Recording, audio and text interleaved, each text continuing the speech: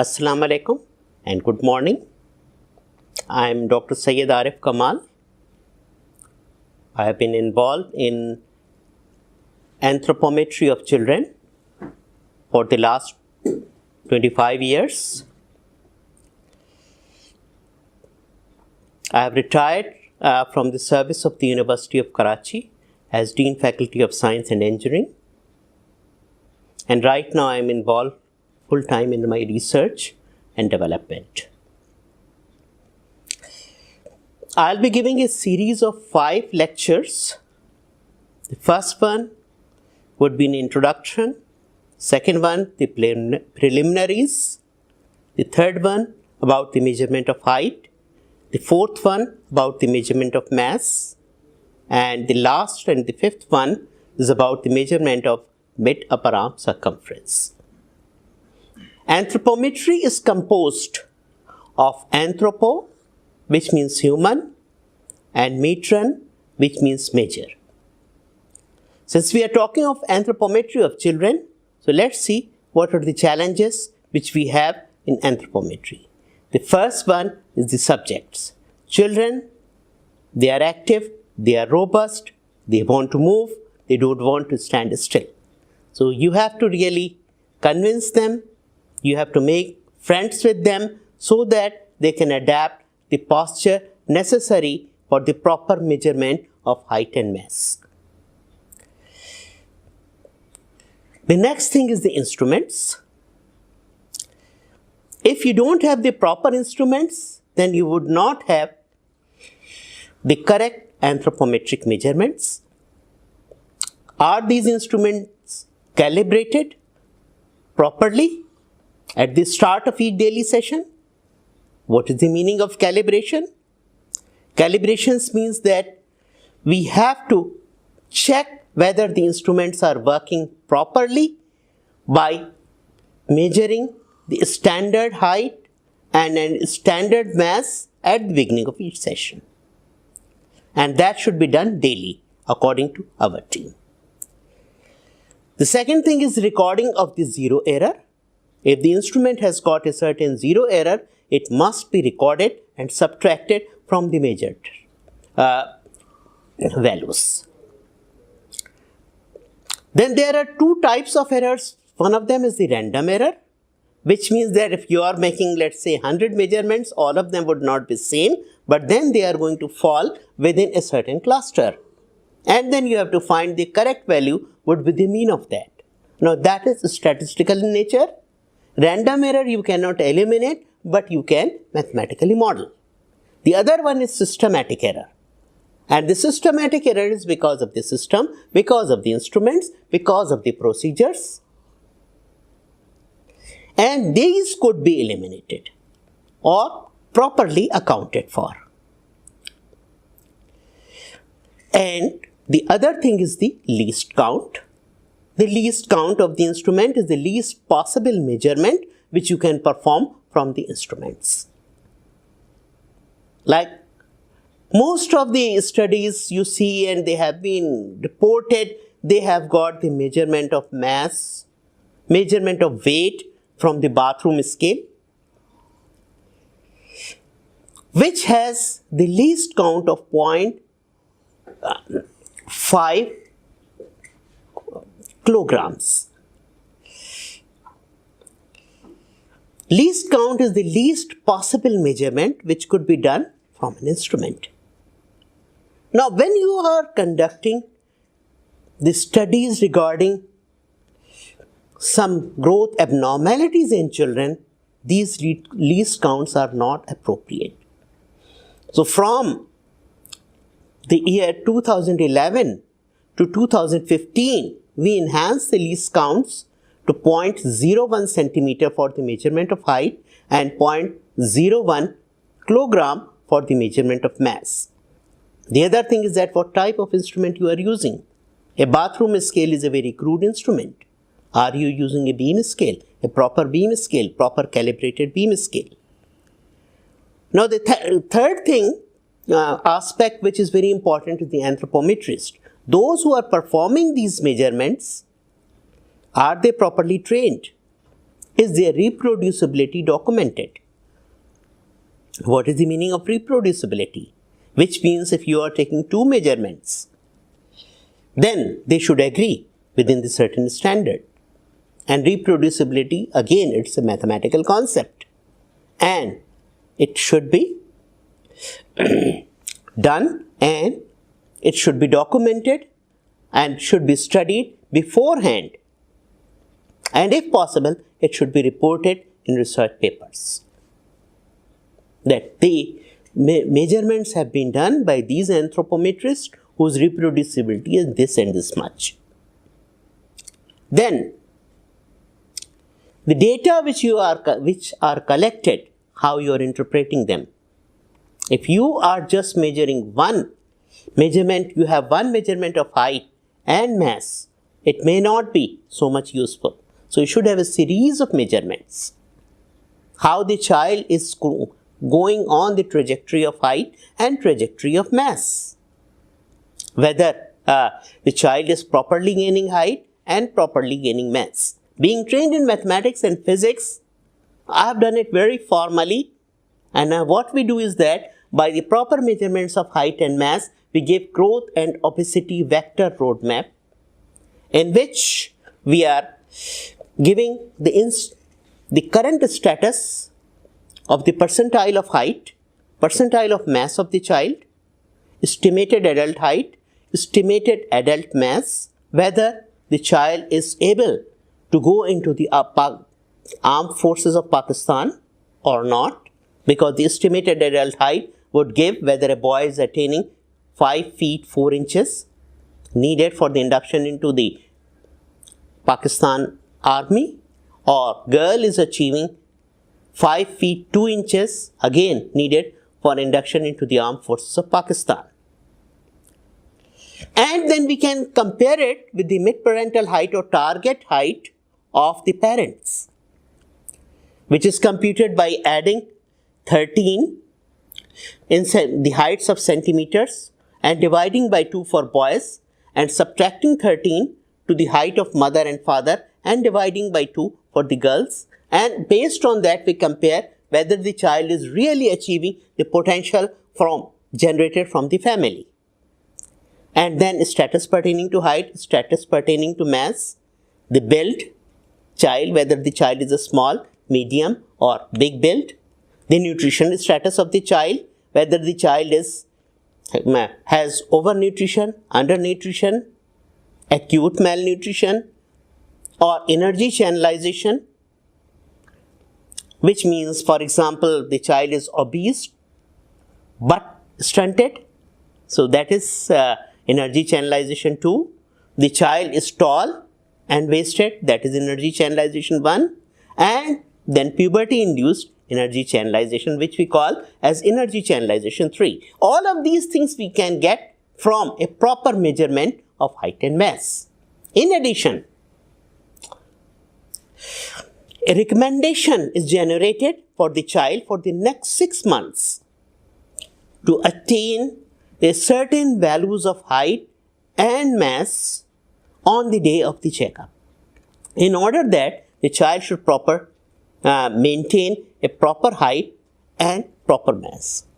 And all of this, if this is being done, which means then we are really making a good use of these anthropometric measurements.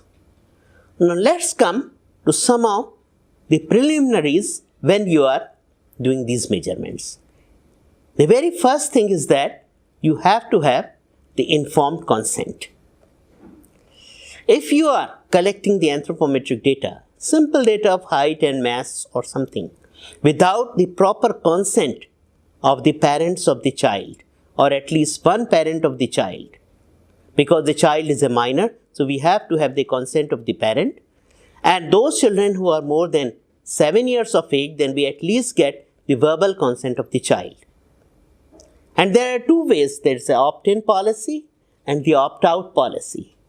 What is the meaning of the opt-in policy? That you send these consent forms to the children, and those children whose parents sign these forms giving us the permission to conduct these measurements, they are measured and the others are not. In the opt-out policy, you send the project specification and these childs would be measured on this and this date, and the parents can either come, they can ask, and if they have any objection, then they notify, otherwise the measurements would be carried over. So this is called the opt-out policy, and at times it has some legal complications because the parents said that we did not get the forms and the measurements were performed, and sometimes the measurements were very invasive, and then so we don't adapt this one. Then there is a regret and disclosure model which we do. In case in the report there is something which is communicated in error, immediately we notify the parents, we send them the correct reports, and we admit our mistake. And that way we have got a very good rapport with the parents. The other thing which we do in this, that we send instructions once we receive the informed consent slips back, then we send the instructions to the parents to prepare the children. And we perform these measurements according to international standards. Because if the measurements are performed haphazardly, with improper dress code, improper procedures, then these measurements would not be of any help. And just like in computer you say, garbage in, then garbage out. And we don't want to do that. And when you give them, the parents, how we are measuring, how particular we are, and what errors could be incorporated by improper preparation of the children, then the parents understand that and they cooperate with all our instructions. Like, a child is taller in the morning as compared to the evening or afternoon, and studies have been done.